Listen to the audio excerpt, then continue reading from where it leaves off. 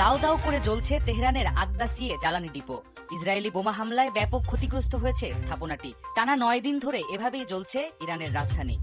মধ্যপ্রাচ্যে মোতায়েনকৃত বিভিন্ন মার্কিন ঘাঁটি আর বিমানবাহী রণতরী থেকে যৌথ বাহিনীর হামলা অব্যাহত ইরান জুড়ে। এরই মধ্যে দেশটির অর্থনীতির মেরুদণ্ড জ্বালানি শিল্পকে ধ্বংসে উঠে পড়ে লেগেছে তারা। দেশটির কমপক্ষে 30টি জ্বালানি স্থাপনায় হামলা চালিয়েছে যৌথ বাহিনী। এসব স্থাপনা থেকে নির্গত বিষাক্ত ধোঁয়া ছড়িয়ে পড়েছে আশপাশের বিশাল এলাকায়। হামলায় ক্ষতিগ্রস্ত কুদস ফোর্সের অন্তত 17টি যুদ্ধবিমান।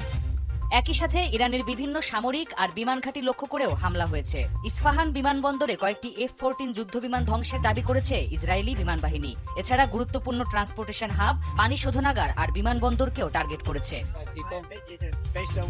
এয়ারফোর্স ওয়ানে সাংবাদিকদের প্রশ্নের জবাবে মার্কিন প্রেসিডেন্ট ডোনাল্ড ট্রাম্প বলেছেন, ইরানের সেনাবাহিনী আর শীর্ষ নেতাদের পুরোপুরি নির্মূল না করে শান্ত হবেন না তিনি। যুদ্ধ থেকে পিছিয়ে আসার কথাও উড়িয়ে দেন। তাদের হামলা দিন দিন কমে আসছে, ড্রোন পাঠানোর সংখ্যাও কমেছে।